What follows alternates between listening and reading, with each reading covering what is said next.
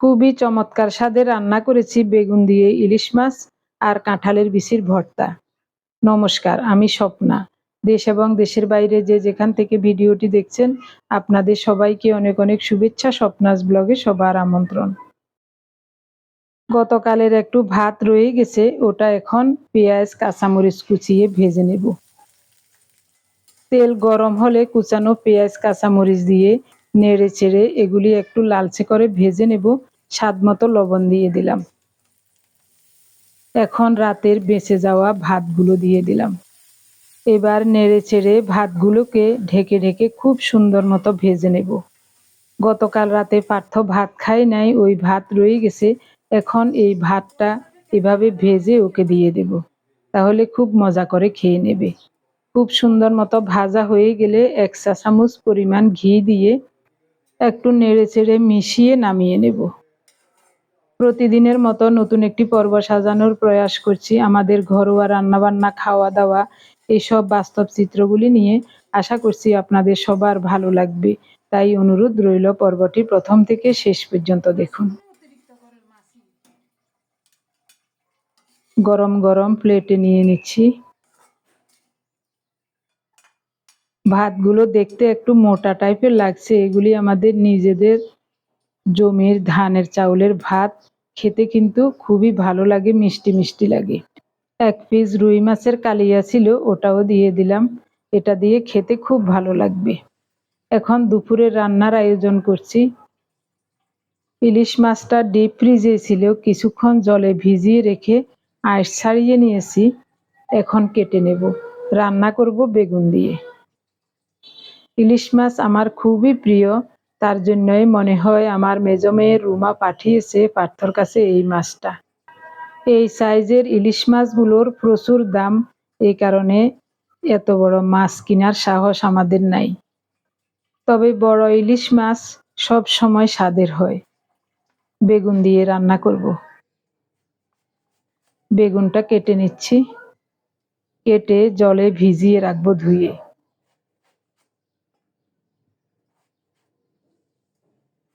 বেগুনটা কচি আছে, খারাপ নয়। চৈত্র সংক্রান্তিতে পাচন রান্নার জন্য বেগুন এনেছিলেন, একটা বেগুন রেখে দিয়েছি। 2টা এনেছিলেন, একটা দিয়েছি পাচনে আর একটা রেখে দিয়েছি। এটা দিয়ে আজ ইলিশ মাছ রান্না করব।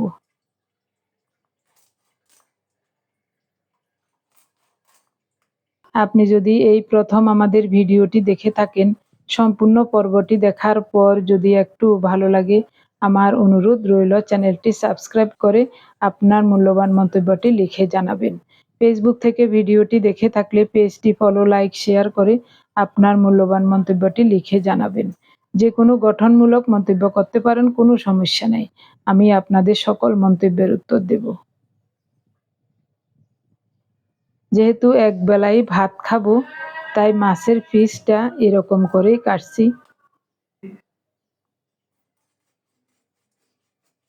আমরা 3 জন মানুষ, 3 পিসই রান্না করব। পার্থ তো খাওয়া হয়ে গেছে, ও রাতে এসে খাবে। তো আমরা দুপুরে 2 জনে 2 পিস খাবো, ওর জন্য 1 পিস, 3 পিস রান্না করব। বাকি মাছগুলো পরিষ্কার করে ধুয়ে ফ্রিজে রেখে দেব, পরে রান্না করা যাবে। ইলিশ মাছ আমার কাছে যে কত ভালো লাগে খেতে। অনেক খেয়েছি জীবনে, তবে গত 2 বছর যাবৎ তেমন খেতে পারি নাই, কারণ গত 2 বছর যাবৎ ইলিশ মাছের প্রচুর দাম।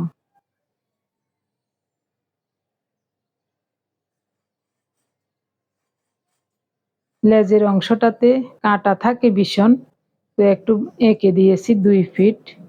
তো ভাজলে ওই কাঁটা সহ খাওয়া যাবে, আর ফেলতে হবে না।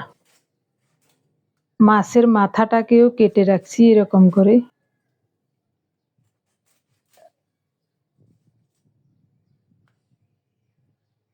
তবে মাছটা দেখে বোঝা যাচ্ছে এগুলি পদ্মার ইলিশ নয়, কক্সবাজারের ওদিকে সব সময় সাগরের ইলিশই পাওয়া যায়। তো পদ্মার ইলিশের চেহারা অন্যরকম, এটা পদ্মার ইলিশ নয়। তবে ইলিশ মাছটা পুরাই আছে, মনে হচ্ছে ভালোই হবে, ডিম হয় নাই।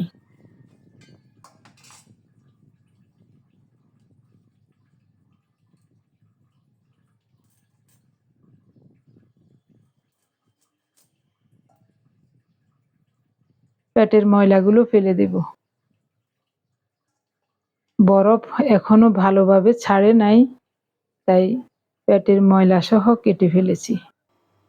এখন বেছে বেছে ময়লাগুলো ফেলে পরিষ্কার করে ধুয়ে নিয়েছি। 3 পিস রাখলাম রান্নার জন্য, বাকিগুলো ফ্রিজে রেখে দিয়েছি। মাছ ভাজার জন্য স্বাদমতো লবণ দিয়েছি, 1/2 চা চামচ হলুদ দিয়েছি। তেল যথেষ্ট গরম হয়ে গেছে, এখন মাছের পিসগুলো ভালো করে মাখিয়ে তেলে ছেড়ে দেব। এটা হলো মাছের কানকো, এটা খেতেও ভালো লাগে, পরিষ্কার করে বেছে নিয়েছি।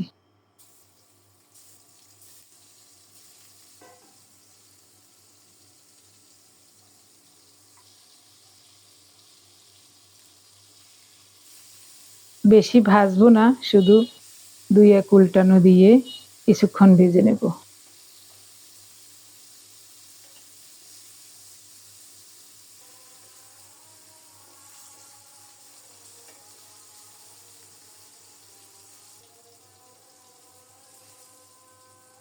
খুব সুন্দর মতো মাছের পিসগুলো ভাজা হয়ে গেছে, উঠিয়ে নেব।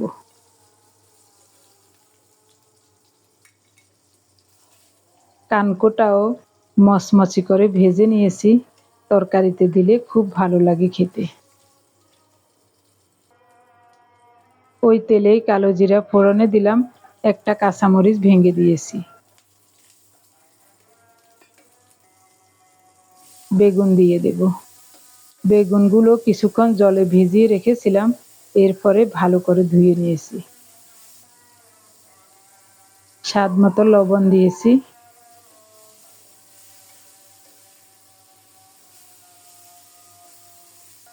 ঢাকা দিয়ে অল্প কিছুক্ষণ বেগুনটা কষিয়ে নেব।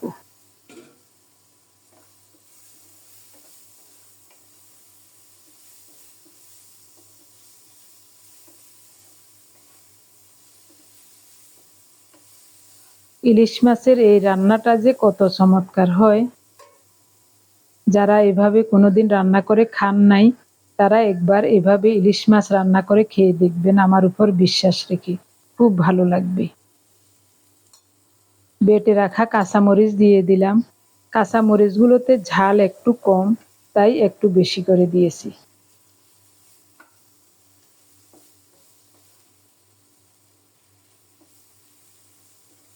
অল্প তাপে নেড়ে চেড়ে আরো কিছুক্ষণ ভালোভাবে কষিয়ে নিয়েছি। এখন দেব 1/2 চা চামচ হলুদ গুঁড়ো।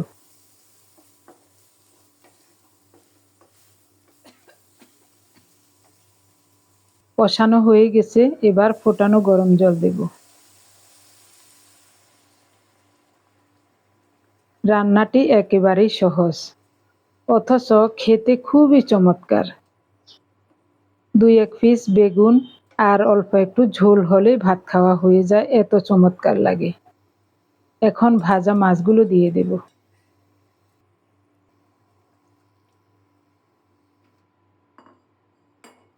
পরিমাণ মতো ঝোল দিয়ে ঢেকে রান্না করব 4-5 মিনিট। 4-5 মিনিট পর দেখছি রান্নাটা খুব সুন্দর মতো হয়ে গেছে, বেগুনও একেবারে গলে গেছে। এখন নামাবো। চুলাটা অফ করে দিলাম।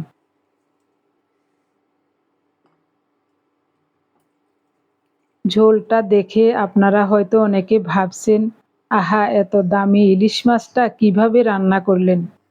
একেবারে টলটলে ঝোল, এটা হয়তো ভালো লাগবেও না, কিন্তু আমাদের কাছে এরকম টলটলে পাতলা ঝোল খুবই চমৎকার লাগে খেতে।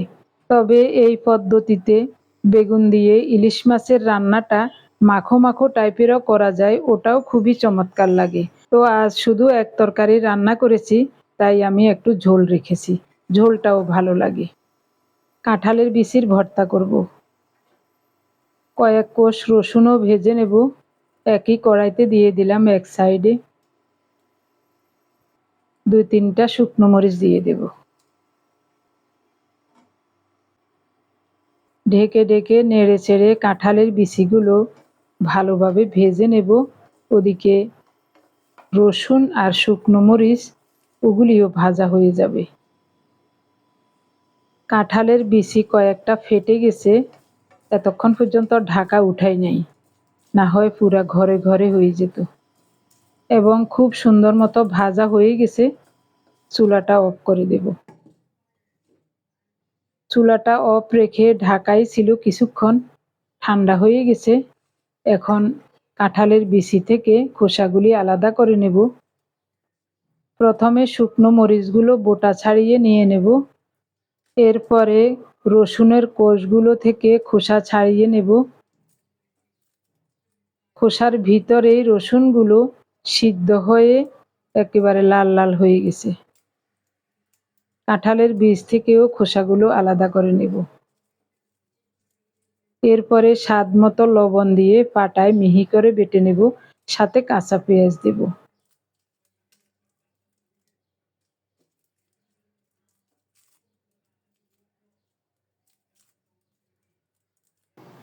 ভাজা কাঁঠালের বীজগুলো উনি একটা দুইটা করে নিয়ে খাচ্ছেন। তো আমি জিজ্ঞাসা করলাম মিষ্টি লাগছে কিনা, উনি বলছেন তেমন মিষ্টি লাগছে না, কারণ কাঁঠালের বীজগুলো বেশি পোক্ত হয় নাই। চৈত্র সংক্রান্তিতে পাঁচন রান্নার জন্য 2টা কাঁঠাল এনেছিলেন, 2টা কাঁঠালই পাকা ছিল। বীজগুলো কিন্তু ভাজা হয়ে নরম হয়ে গেছে। সবগুলো খোসা ছাড়িয়ে এখন বেটে নিচ্ছি। স্বাদ মতো লবণ দিয়েছি, কাঁচা পেঁয়াজ নিয়েছি, সব মিলিয়ে ভালো করে মিশিয়ে বেটে নেব।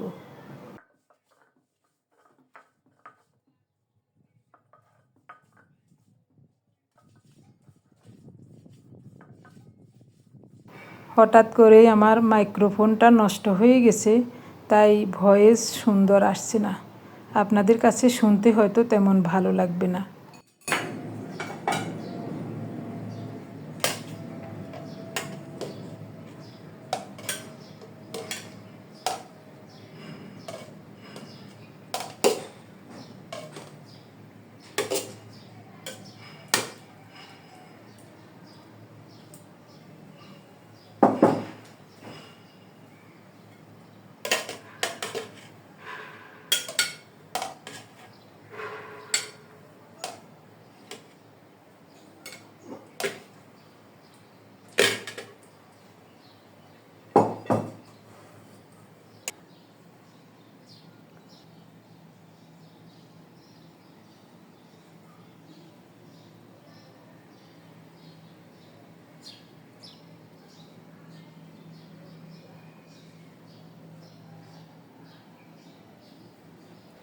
ভর্তা কেমন লাগে? ভালো হয়েছে। কাঁঠালের বেশি ভর্তা, কাঁঠাল বেশি বাতি হয়নি, বেশি মিষ্টি মিষ্টি লাগেনি, তেমন লাগেনি।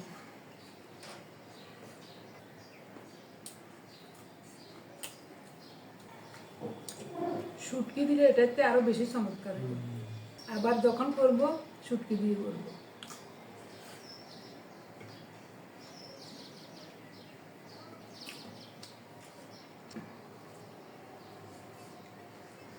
কাঁঠালে বেশি ভর্তা তো এমনি স্বাদ।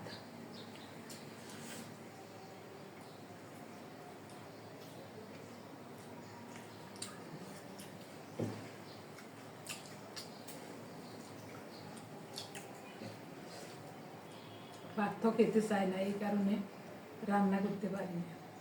মাছের মাথা ব্যথা দিয়ে রান্না করলে বা শুটকি দিয়ে রান্না করলে কত চমৎকার হয়।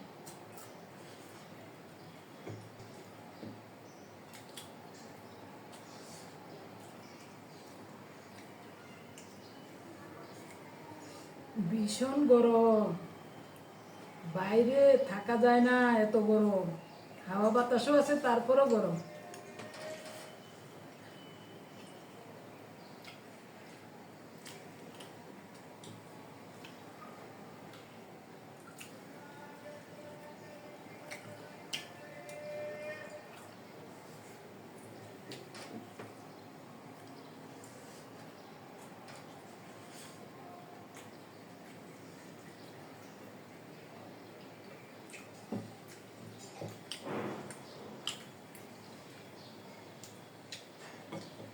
দারুণ হয়েছে ভর্তা, খারাপ হয় নাই।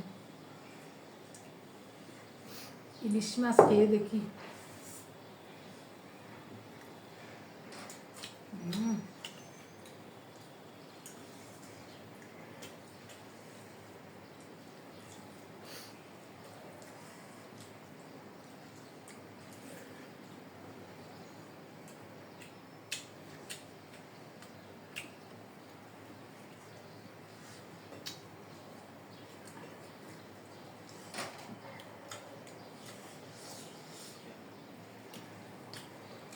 তুমি খেয়ে বলো কেমন হয়েছে।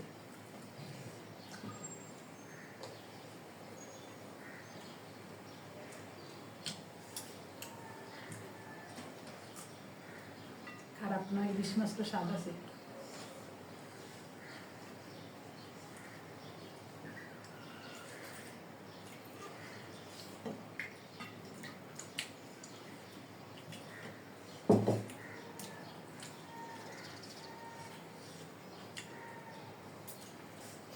এত বড় ইলিশ মাছ খাওয়া ভাগ্যের ব্যাপার। ইলিশ মাছের যে দাম, সেবা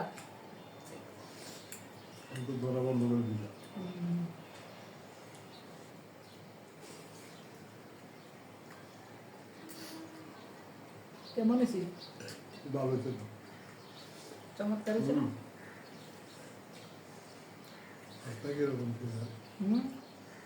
মাছটাকে এরকম খেয়ে দেখো না।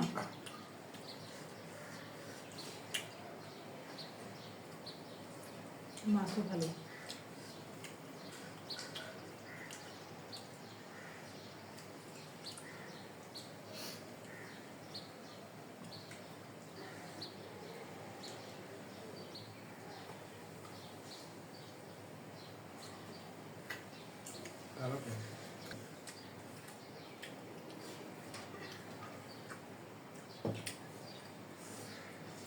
বেগুন দিয়ে ইলিশ মাছের সেরা রান্না এটা। আজকের দুইটা রান্নাই খুবই চমৎকার হয়েছে। আরও একটু ভাত নিয়েছি, অনেক ভালো লাগছে খেতে।